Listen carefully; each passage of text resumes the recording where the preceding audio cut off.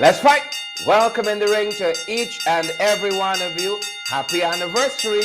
Wherever you're joining us from tonight, we are simply privileged that you folks are here with us. Pace and power, good folks.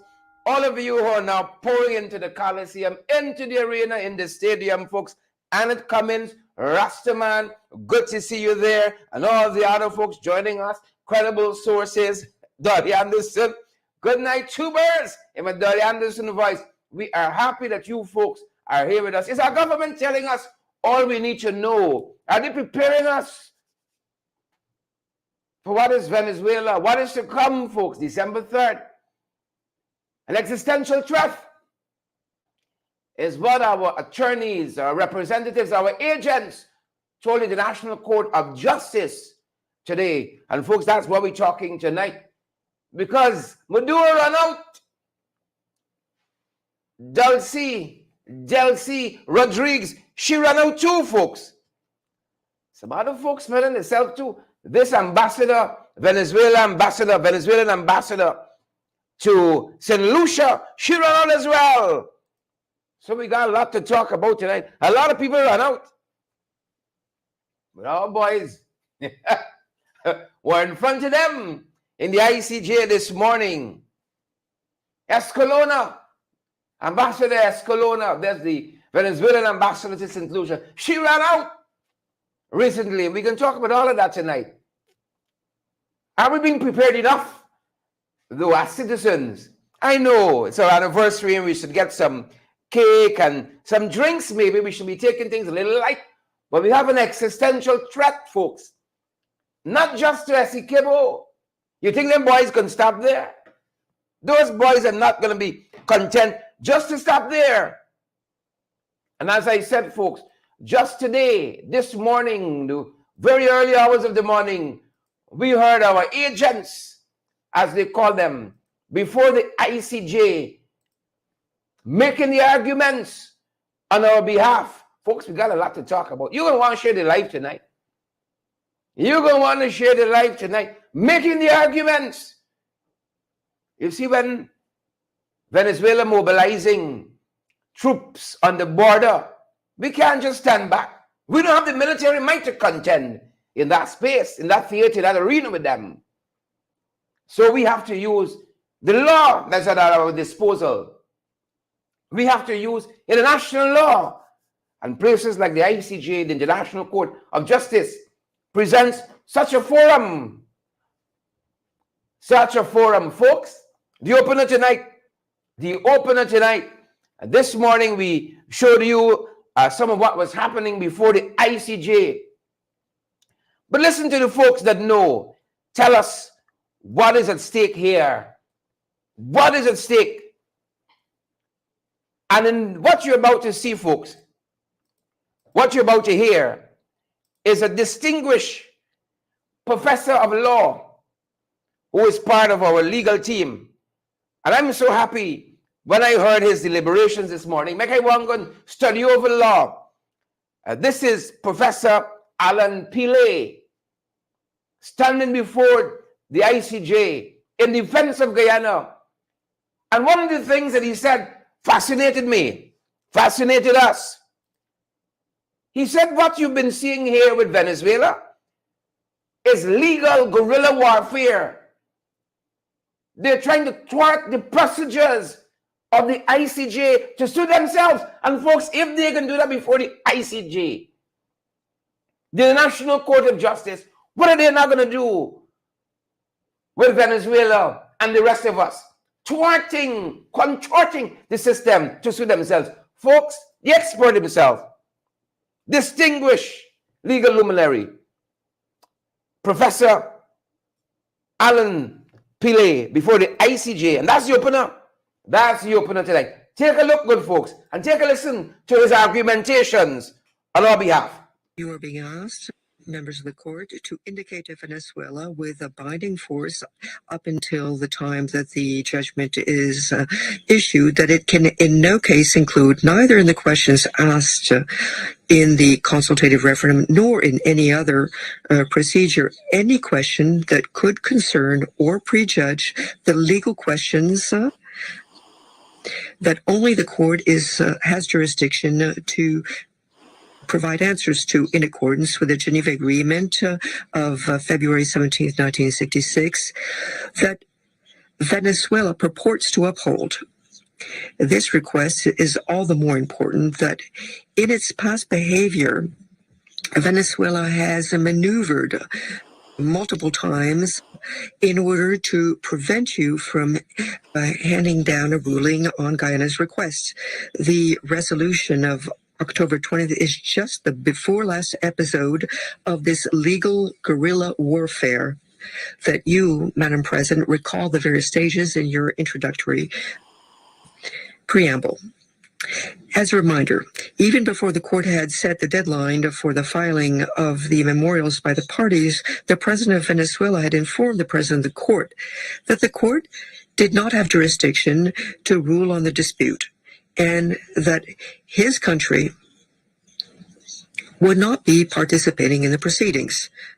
This did not prevent Venezuela, after having several times expressed its intention to not participate in the proceedings, to submit after the deadline a memorial on Guyana's request concerning the court's jurisdiction. And then, having announced that it did not intend to participate in the oral hearings of June 30th, 2020, this did not prevent it from submitting written observations on the arguments that had been put forward by Guyana, and again after the deadline. Subsequently, once the court had declared that it did have jurisdiction to settle the dispute in its judgment of December 18, 2020, and once Guyana had filed its own memorial on the merits on March of 8, 2022, and when Venezuela's own memorial was expected for the 8th of March of the following year, Venezuela raised on June 7, 2022, a fairly unusual preliminary objection on admissibility, to which the court responded in the form of its judgment of April 3rd, 2023. In the latest and not the least extravagant episode, in response to the very wise call made by the Secretary General on November 9th, who, in the words of his spokesperson, said he was... A recent escalation of tension between Guyana and Venezuela over the border controversy between the two countries, and urged both parties to demonstrate good faith and avoid any action that would aggravate or extend the controversy. Venezuela published the following day a vitriolic press release in which it reiterated its intention irrevocably to hold the referendum on December 3rd. The press release holds the Secretary General responsible for Venezuela's legal problems and says, and I quote, "Will divert the Venezuelan people from this path." This could not be any clearer. This judgment matters not one iota to us. Both of these press releases are in your folder under tabs 3.2 and 3.3.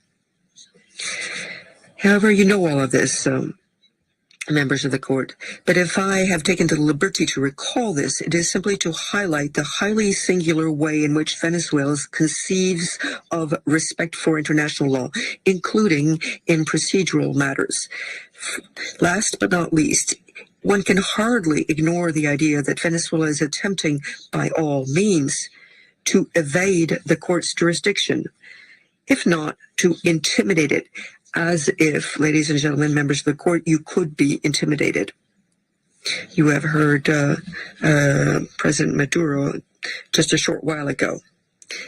In parallel with this unfortunate legal strategy, Venezuela, through its fully authorized representatives, has engaged in bellicose rhetoric against Guyana's people. Mr. Reikler gave us some very topical examples, and I shan't dwell on this.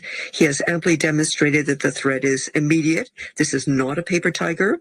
And given the almost certain affirmative answer to the questions posed in the referendum, Venezuela was effectively preparing to engage in military action. Our third request is intended to prevent the government of Venezuela from being able to rely on the artificial supposed support of the people that has been indoctrinated for 2 generations now to legitimate taking the actions as announced. All of these facts alert us to the need not to allow Venezuela create a fait accompli as announced in its resolution of October 20th. This would be equivalent to transposing in the form of preliminary measures the guarantees of non-repetition that you're occasionally called upon to decide in application of paragraph B of Article 30 of the ILC Articles on State Responsibility. These measures are called for when the injured state has reason to believe that the mere restoration of the pre-existing situation does not protect it satisfactorily. This is the ILC's commentary. Guyana has ample reason to believe that this is the case, given Venezuela's prior attitude towards the present proceedings and given its repeated threats to obtain through force on the ground that which it fears it will be denied by virtue of the court's judgment, not without reason, according to us, because after all, the court lays down the law. In such a situation, once again, I'd like to quote the ILC, the injured state may ask the responsible state to adopt specific measures or to act in a specified way in order to avoid repetition. This is what we were asking of you, ladies and gentlemen, members of the court, in the hope that by affirming this request, you will ensure that your future judgment can be enforced regardless of the position that you will take. Yeah. So there you have it, folks. There you have it. Our representatives, our agents before the court today said this here is guerrilla warfare, because right before the ICJ, Venezuela is trying to thwart the courts of justice. Oh, they don't believe in the jurisdiction of the court. They don't believe in the jurisdiction of the court. And at the last moment, they run to file something. They're pushing something. What we saying, not a blade of grass. But while we say not a blade of grass, the question I'll be asking tonight, over and over on this our 3rd anniversary, are we doing enough as a country to sensitize our own citizens? Are we doing enough? That was the opener. Again, Professor Allen taking us through the paces there. Alan Pele taking us through the paces, show you instance after instance where Venezuela has come up short before the ICJ. Before the ICJ, we see this issue, folks, as an existential threat, as a country, as a nation, as an existential threat. I had to laugh there because I remember some of the words of the Venezuelan ambassador to St. Lucia quite recently. I hope you all following what's been happening with this issue. But I'm here to help you all. If you follow it, I'm here to help you all tonight. So she ran out, folks. Ambassador Leif Escalona. This is the Venezuelan ambassador to St. Lucia. And of course, Venezuela now has a very concerted effort. Do we have the same? We're in the right, but do we have the same? Quite recently, Maduro was speaking to 100 and how many ever of his diplomats around the world, telling them, put our case forward very strongly in the capitals that you're representing us in there. Are we pursuing this matter with that kind of vigor? Or are we just satisfied knowing Escobar belongs to we, so we don't have to worry about? These folks are in the wrong. And look the vigor in which they're approaching this matter. Are we doing all that we can?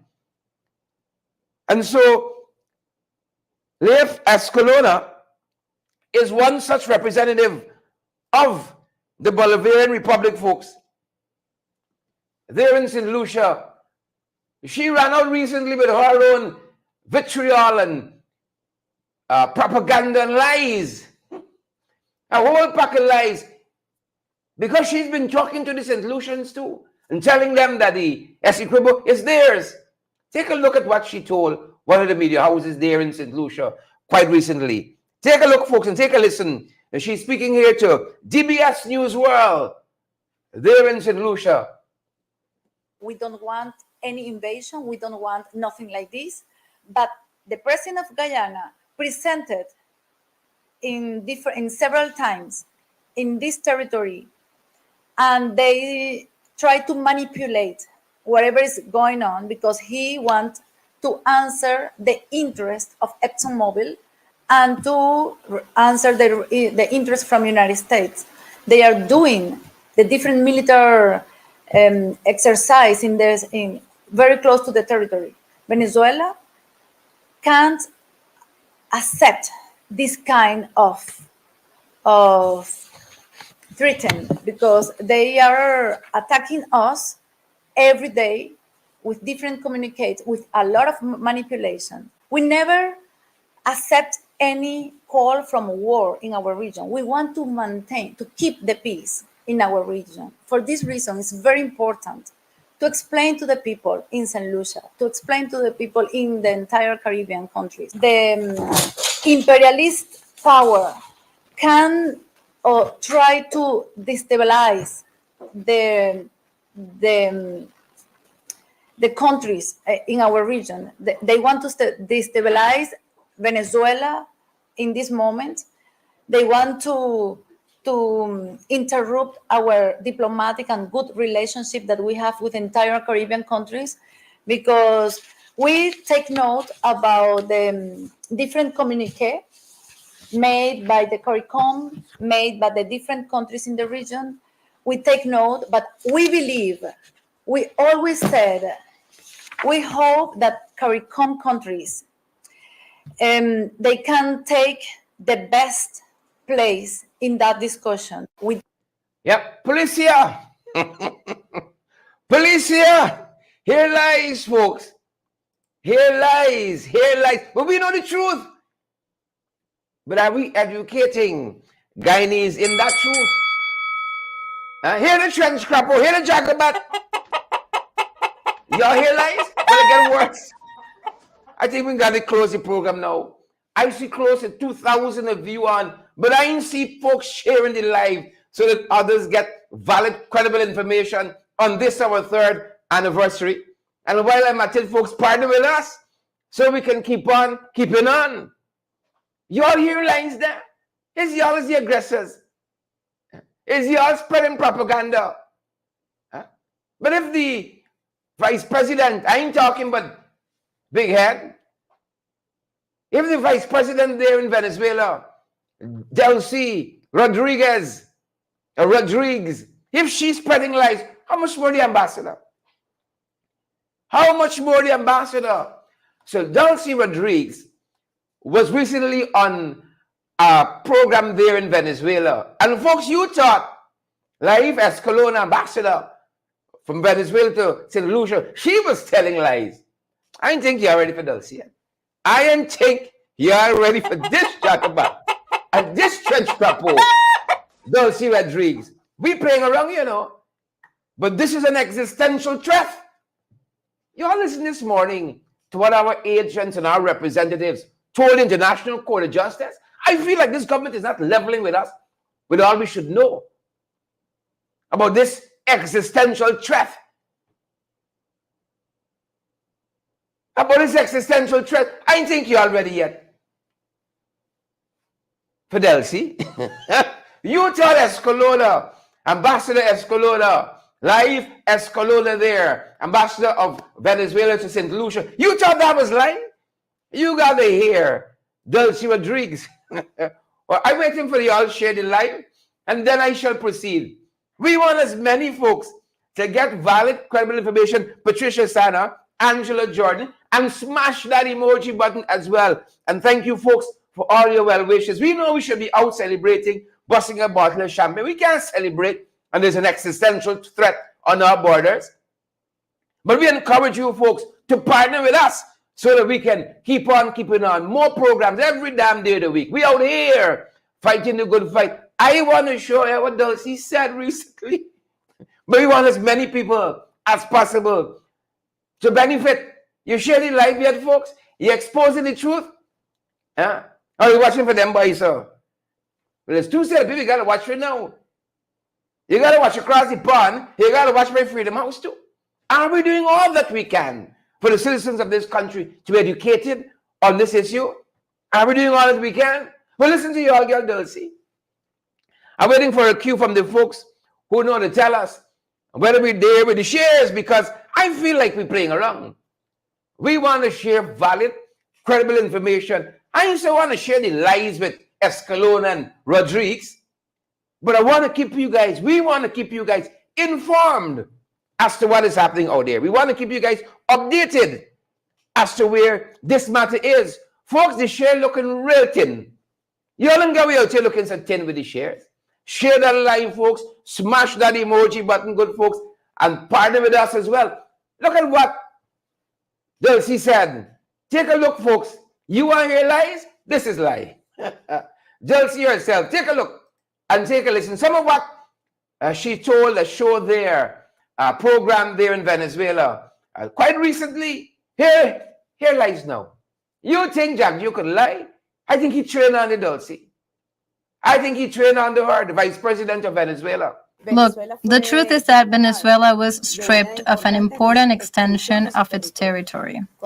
When you analyze, and yesterday President Nicolás Maduro gave an extraordinary lecture on the period of formation of the territory from the colony to independence.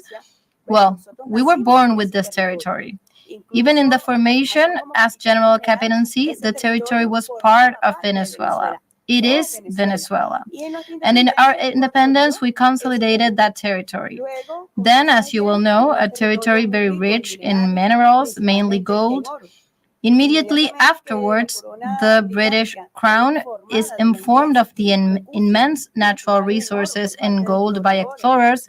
Let's remember the Prussian Schummel, who is one of the ones who begins to manipulate the maps in some way. He did those lines. He did those lines, and also English traders who were in the region illegally exploiting gold. The British Crown set itself the objective of appropriating the territory, a territory that never belonged to them, never. Because even when the Treaty of Tordesillas was signed between Portugal and Spain, Spain kept that territory. In the line that is fixed in the treaty, the territory remains. So when you realize how the process of misappropriation of the territory took place, it is very clear, it is very evident that the territory was stolen from Venezuela.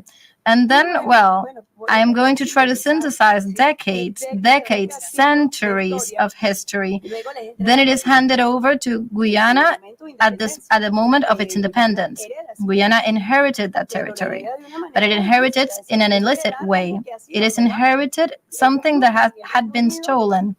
They never, neither the United Kingdom nor Guyana, have ever had the title of the territory. They never had it, never.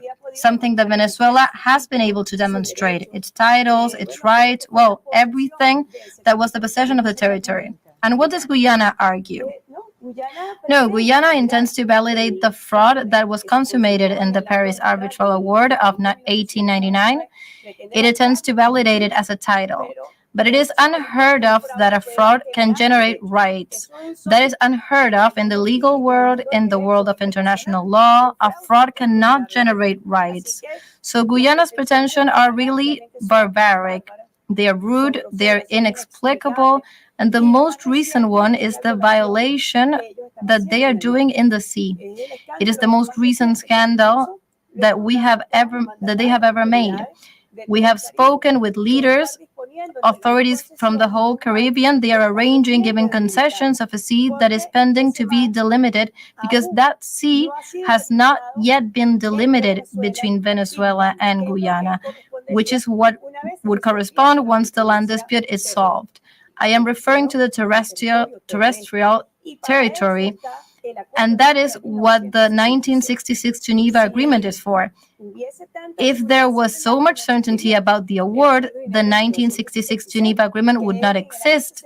This is in the year 62, when the foreign minister at the time, Falcón Briceño, said in the Fourth Commission of the United Nations that a fraud was committed against Venezuela, a fraud in an arbitral sentence where Venezuela did not participate. You know that in the arbitral tribunal was formed by 2 Englishmen, 2 U.S. citizens, and a representative of the Tsarist Russia. Venezuela never participated in the sentence. It did not either participate in the Washington Treaty of 1897, which was the real political agreement, as the president explained very well. It was a political agreement between the United States and the Kingdom of Great Britain to take the territory away from Venezuela. If you will, it was the first Monroeist consensus. Next December 2nd, one day before our consultative referendum, the 200th anniversary of the Monroe Doctrine. Well, dispossessing Venezuela, stealing Venezuela's territory was the first Monroeist consensus with the British Crown. And why didn't Venezuela participate there? Venezuela remembers that it was living an internal situation of great weakness as the result of internal struggles. Venezuela was really going through a process of vulnerability and asked for the support from the international community. But that is where the empires found the best moment to seize the territory. 1 century later, in 2015, the Obama decree institutionalizes one of the most aggressive periods against our republic that our republican history has known, the illegitimate, illegal blockade against Venezuela, to recreate situations of internal weakness. Because that same year is when the ExxonMobil announced a world-famous oil discovery in the disputed territory. Look, the truth is that Venezuela was stripped of an important extension of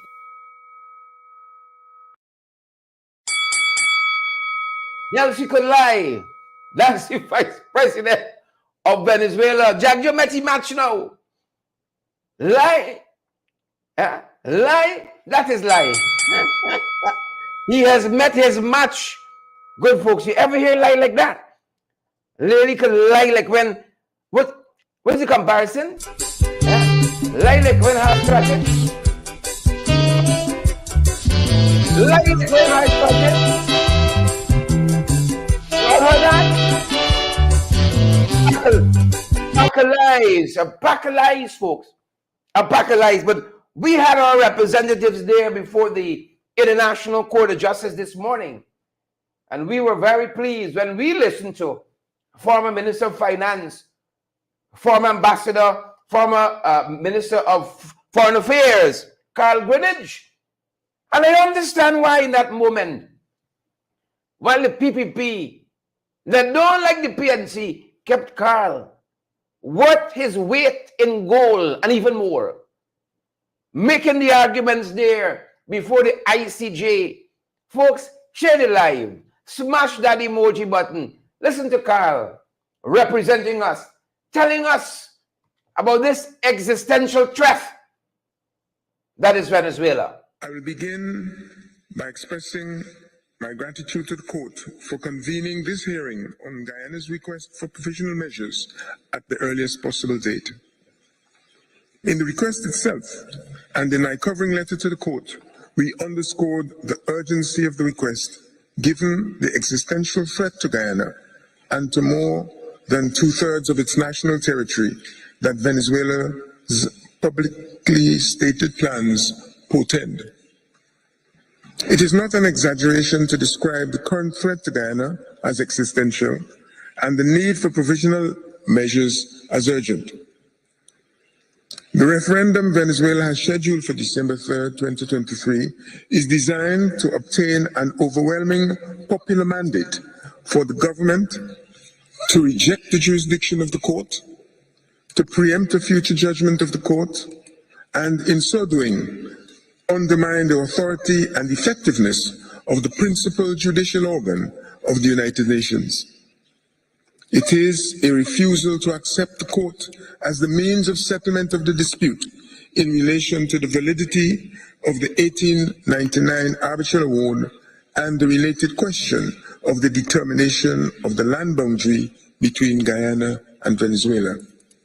It seeks to create a new Venezuelan state that purports to annex and incorporate into its own territory Guyana's entire Essequibo region, more than 2/3 of its national territory, and to grant Venezuelan citizenship to the population.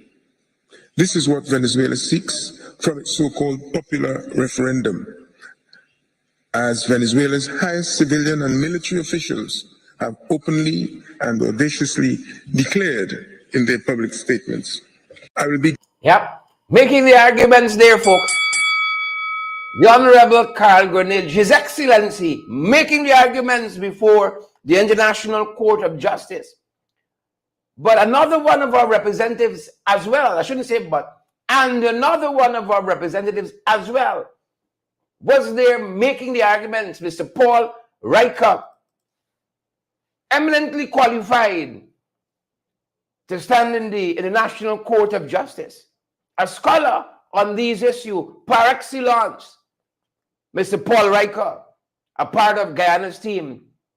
And here he's telling us, following up on what Carl Greenidge has said about this threat that is Venezuela, that the intent of Venezuela is clear. You remember Ambassador Leif Escalona says, no, we don't want war, but why are you mobilizing troops on the border? Huh? Why all this saber rattling by the military leadership there in Venezuela if you all don't want war? And here Paul Reikler says that why are we before the International Court of Justice on this Venezuelan issue is that we're trying to prevent incalculable and irreparable injury to Guyana. Hear the brilliance of Paul Reikler before the ICJ earlier today. Take a look and take a listen. I wish on this occasion it had not been necessary for me to be here, or for these hearings to be held, or for Guyana to be compelled urgently to seek the court's assistance in preventing incalculable and irreparable injury to the very rights that are at issue in this case, including its right to the integrity of its own national territory. Nothing less is at stake, or else Guyana would not have imposed on the court's valuable time with this request for provisional measures. Guyana's written request for provisional measures is before the court, and its contents need not be repeated aloud this morning. I will simply highlight some key points to put Venezuela's impending referendum in context and further demonstrate why it portends irreparable prejudice for Guyana, especially in the form of irrecoverable loss of the territorial rights that are the subject of these proceedings. I begin with this map. This is a map of Guyana with its Essequibo region shaded. As the court will recall, this is the territory that was determined to belong to British Guyana in the unanimous arbitral award of 3 October 1899. The land boundary between British Guyana and Venezuela, fixed by the 5 arbitrators, is shown in the thick black line. This is the same boundary that was subsequently demarcated by a joint commission and formally agreed to by Venezuela in 1905 and then ratified by its National Congress. It is the same boundary that Venezuela consistently recognized as the international boundary with British Guyana without interruption and without formal protest until 1962. This is the territory that is now claimed by both parties to these proceedings as a result of Venezuela's belated challenge to the validity of the 1899 arbitral award and its resurrection of the same territorial claims that were rejected unanimously by the 5 arbitrators many decades earlier. This is the territory, the rights to which will be finally determined by the court in its judgment on the merits in this case. In particular, and for the purposes of the request for provisional measures, Guyana's rights to this territory will be determined in the judgment on the merits. These are the rights that are at urgent risk of irreparable prejudice from Venezuela's impending actions. Venezuela has made clear that the referendum it plans to hold on 3 December is for the purpose of obtaining a popular mandate to carry out actions that it has already decided to take. What are these actions?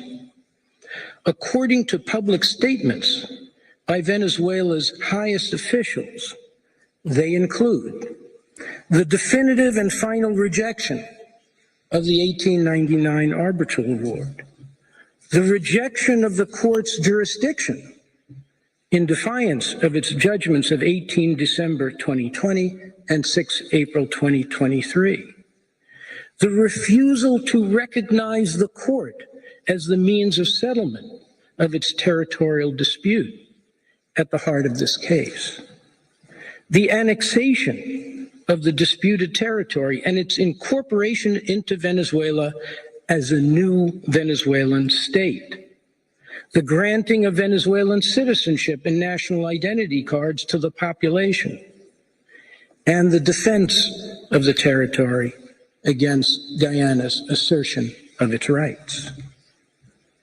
Venezuela has made clear that the purpose of this referendum is not merely to assess public opinion. It is to obtain popular support for decisions that the government has already made and a license to act on those decisions. You heard that, folks? Paul Reikler says that the intent is known. You don't got to play around with it. It's there for all to see. It is there for all to see. And folks, are we doing enough? Out front parts, Sheila Boyd-Child, Andrew Griffith, are we doing enough to sensitize our people on these issues? Well, I was with the Alliance for Change over the weekend in Linden, Region 10, doing our own small part, edifying Guyanese. We were there in the Mackenzie Market, Tarmac there, the car park there by the Mackenzie Market, and Kemraj went up to bat, talking to folks who had come by to listen, who were passing by on their way to somewhere else. We're going to talk to whoever will give an ear to listen. That we ain't giving a blade of grass to Venezuela. Not one blue sake, not one jamoon, not a mango, Julia or otherwise. We ain't giving them. Folks, I am committing to do more public sensitization on this imminent threat, this existential threat that is Venezuela. And that is why I ain't doing cake and champagne tonight on our 3rd anniversary. I want you guys to contribute so that we can get out there like we did in Linden and talk to people about this existential threat that is Venezuela. Listen to Kemraj on his tweet, making the arguments in Linden over the weekend on this issue of Venezuela. And what is at stake for Guyanese? It was a whistle stop, as I said, outside of the Mackenzie Market. Take a look, folks. Take a listen. We have what is called an existential threat to our nationhood. That's right. A lot of the earlier speakers talked about it. But what it is to be Guyanese of 83,000 square miles, if we have some tyrants like Maduro and Delcy Rodríguez and the others, Zambrano and them, in Venezuela doing their mannishness to take away 3/5 of Guyana. And you know what Essequibo is? Essequibo is the richest, most resourceful country that we got. We got to educate Guyanese why that claim is unjustified and reprehensible. We have to ensure that our young children pay attention, and we at home and at school and at the playground must ensure that that next generation know the history of Guyana. You know, we sometimes do not pay attention to these minutiae. We do not pay attention to these things. We feel that we got to go take we liquor. We feel that we got to go buy nice dandan and all of that, and not teach the children the history. That's right. That's right. But I want to tell you that this matter was solved since 1899. That's right. Venezuela and then Great Britain were having problems in that border. Great Britain was asking that Guyana's border must start at the Orinoco River. Orinoco River. That's right. Venezuela was saying that it must start beyond the Orinoco River. Then they work out two teams of very wise diplomats at that time. And these diplomats work out, because of the history from since 1800, what it is that it should be. And then they send some of the best surveyors in the world. That's right. That's right. In 1904, sorry, and 1905. And then the people work out and delineate that present border that we got. And in 1905, Venezuela passed a law inside of the Venezuelan parliament that is the border between Guyana and Venezuela. Yeah. We, in Guyana, under British Guyana, we also passed, well, it was not we didn't get independence yet, but England passed a law that is the delineation of that territory called Guyana, British Guyana. 1905, right down to 1966, Venezuela never had any word to talk about that border. That's right. You know, it could not produce anything to say whether there was any fraud conducted by the wise men in 1899 or with the surveyors in 1905. They did not have one word to say. They shut their mouths up because indeed it was genuine, that delineation that we have. That's right. As soon as they learned that Britain is going to give us independence, they start the madness and the foolishness. Yeah. Yes, they know now because they can't play the fool with Britain. Britain will put them in the place, just like what they do to Argentina and the Falklands. 3,000 miles they went and captured back their couple islands called Malvinas. Well, they didn't want to take the eyes and pass Britain. But soon now, as we were about to gain independence in Guyana in 1966, Venezuela start rattle sabering, and they start doing all manner of mischief to ensure that they're going to make a claim to Guyana's territory. 2/3, 3/5 almost of Guyana. Brothers and sisters, therein lies the tyrant's claim that is tremendously unjustified and unjustifiable. They start in 1968 especially saying that Guyana is not what Guyana is in the map.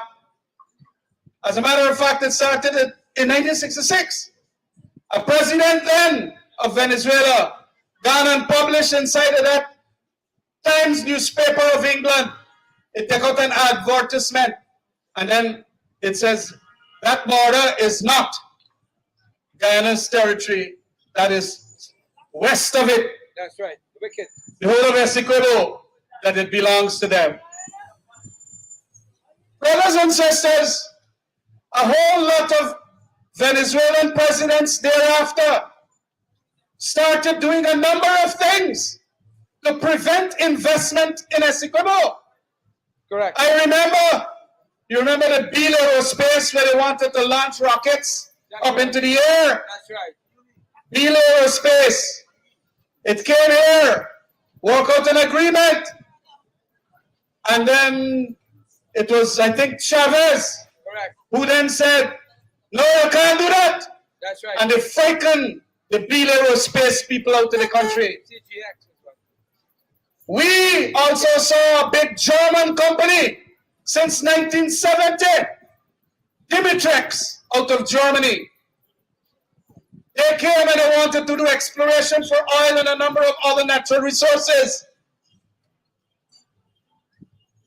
Venezuela stopped them literally by saying that if you do it there, it can be unsafe, and they threatened and they bullied, and the people just walk out the place. We also saw other major investors come in, and there it is that the Venezuelan president or the foreign affairs minister of Venezuela talking a whole set of crap and frightening the people.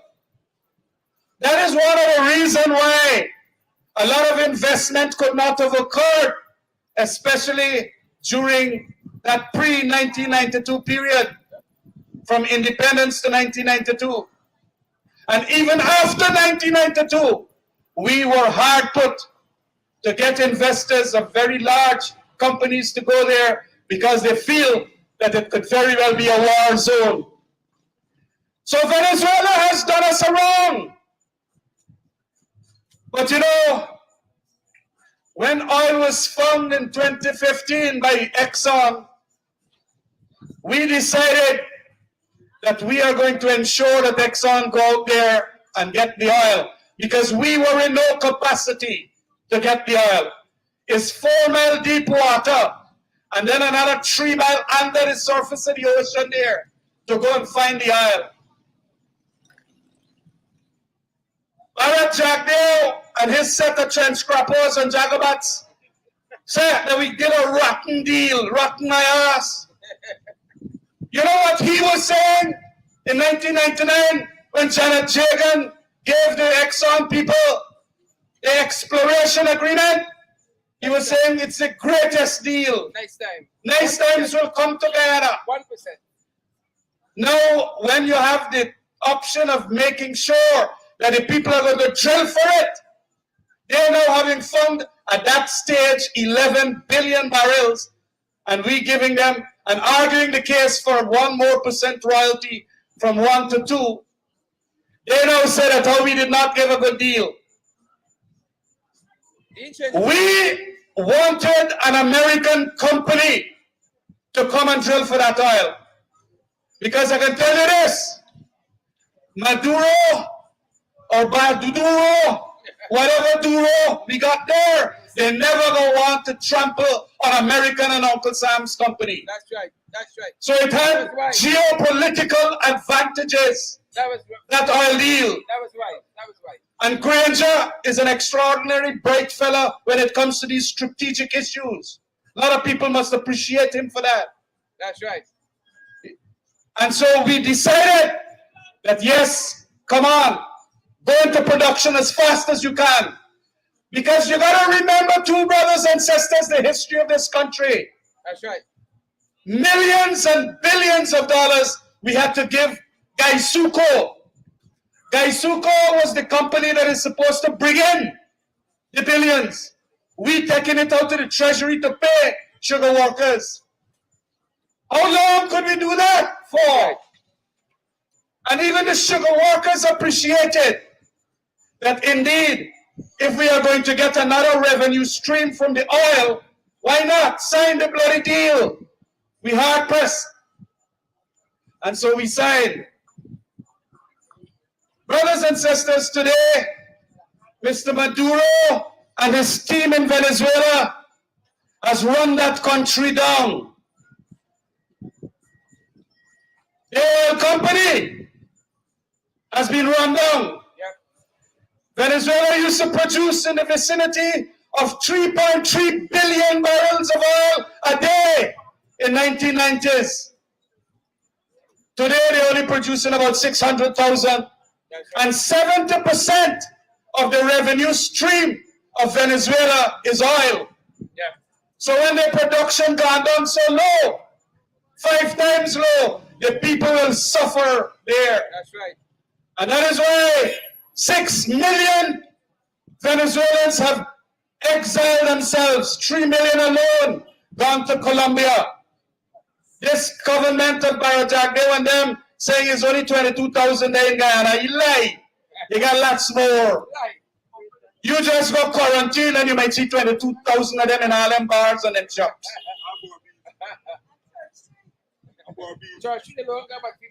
Church Street here got about 1,500 of them. Brothers and sisters, moreover, Venezuela has become an economic disaster zone. And Maduro still wants to win the elections knowing that he is governed so badly. So what he does, he now come and he start what you call distracting from his bad governance, his corruption. That's right. All of that thing in Venezuela by telling the people that we gotta go and take away 3/5 of Guyana. That's right. He wants to divert their attention from his mad governance, misfeasance in government office, and there's a lot of corruption That's right. in Venezuela. True. So he wants to divert their attention. But I am certain that 20 million more Venezuelans got 20 cents, those who are living in there. Apart from wanting to divert the gaze of these Venezuelans, right-thinking people, this guy also wants to put his hand on the oil that we now That's got. right. That's right. You wicked. Venezuela, by the way, is the world's largest reserve of oil. 304 billion barrels of oil it got In reserve. in reserve. And it can't satisfy its people. You know why? When you got so much a reserve that is known, and they're saying a speculation is that it probably got about that same amount, more in other places in and around Venezuela. When you got a government with all that reserve, and that government can't satisfy its people, it's because that government is bad. That's right. And I want you to understand that that bad governance that goes on in Venezuela is now causing this problem here in Guyana. We have... Yep. There you have it, folks. There you have it. The man himself on his feet, beating and teaching. And folks, that was the half of it. That was the half of it. We're going to show all of those presentations there in Mackenzie Car Park, in front of the Mackenzie Market, on a subsequent program. But for the close-up, are you live yet? You smash that emoji button yet? Huh? You smash the emoji button yet? Gotta wake some of you up. It was Greenidge this morning, before the ICJ.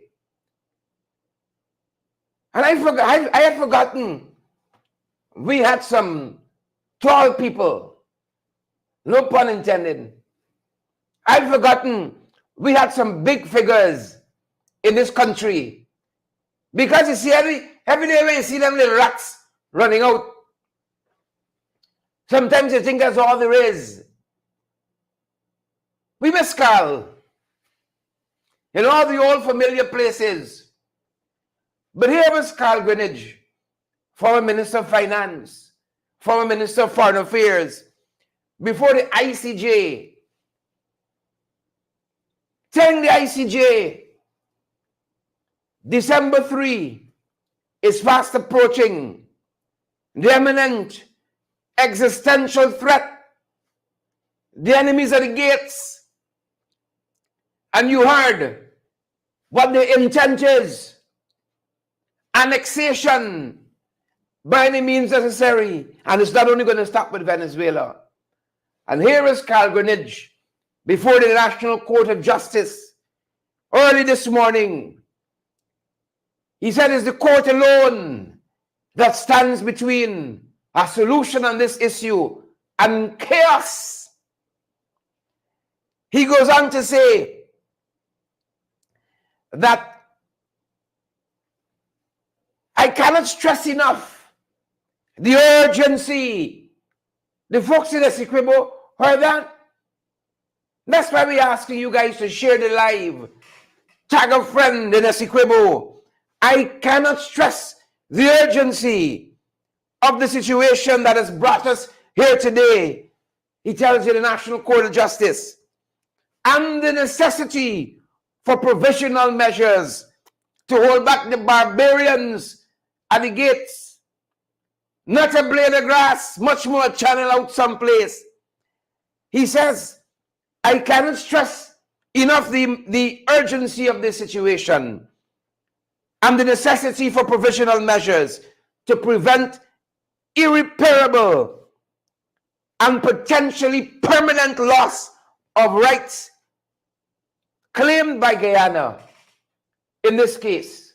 Folks, listen to the man himself, putting it more eloquently than I could ever put it. Take a look and take a listen. The closer. I stand here today. Guyana's right to over 2/3 of its territory are threatened not only by irreparable injury, but by permanent loss. As I stand before the court, there is still time to act to protect the authority of the court and to stop Venezuela from carrying out its intended fait accompli before it secures the purported mandate to reject the court as the means of settlement of the dispute over which the court has already determined that it has jurisdiction, before it secures a purported mandate to turn the Essequibo region into the new Venezuelan state of Guyana-Esquiba and incorporate it into the map of Venezuelan territory. I cannot stress enough the urgency of the situation that brought us here today and the necessity for provisional measures to prevent irreparable and potentially permanent loss of the rights claimed by Guyana in this case. Madam President, for Guyana, the international rule of law is sacrosanct, and respect for it is indispensable to international peace and security. In Guyana's case in particular, it is essential to Guyana's territorial integrity and survival as a sovereign and independent state. In March 2018, Guyana placed its trust in the court to exercise its jurisdiction under the 1966 Geneva Agreement and the 2018 decision of the Secretary General to resolve the controversy over the validity of the 1899 arbitral award and the related question of the settlement of the land boundary between Guyana and Venezuela. The court has given 2 judgments confirming its jurisdiction in regard to these issues. Guyana has not wavered in its trust in the court.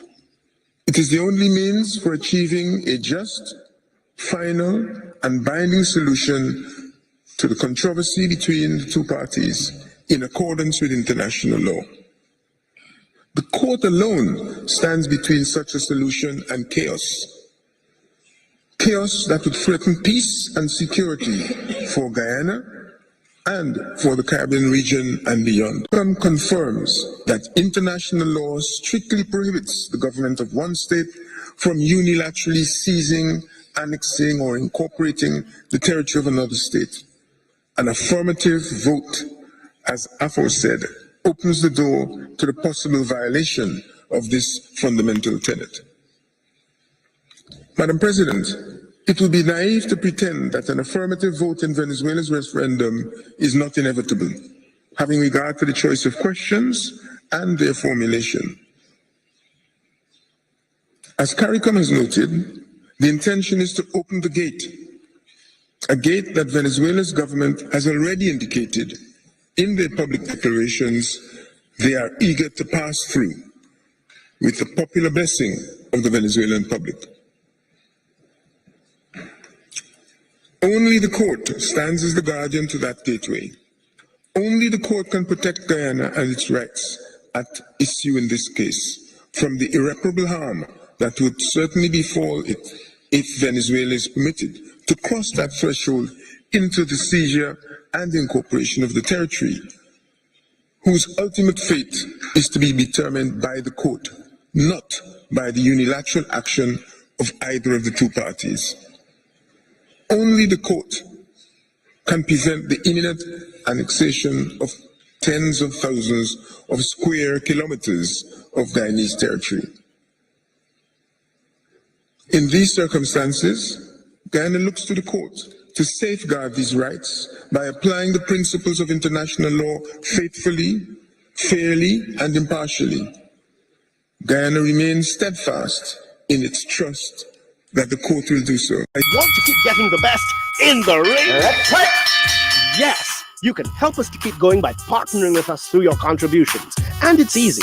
Send us a daily, weekly, or monthly donation, whichever is most convenient to you. Cash App at $in-the-ring592, Zelle and PayPal in the ring592@gmail.com, or WhatsApp us on 627-6963 for how to contribute via MoneyGram and Western Union and for MMG payments.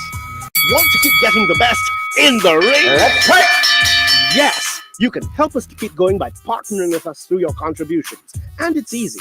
Send us a daily, weekly, or monthly donation, whichever is most convenient to you. Cash App at $in-the-ring592, Zelle and PayPal in the ring592@gmail.com, or WhatsApp us on 627-6963 for how to contribute via MoneyGram and Western Union and for MMG payments. All right. That's going to do it for us at this end, folks. That's our time, and this is our 3rd anniversary, and we're going to be raising funds to help with our sensitization throughout this week, folks. So remember us.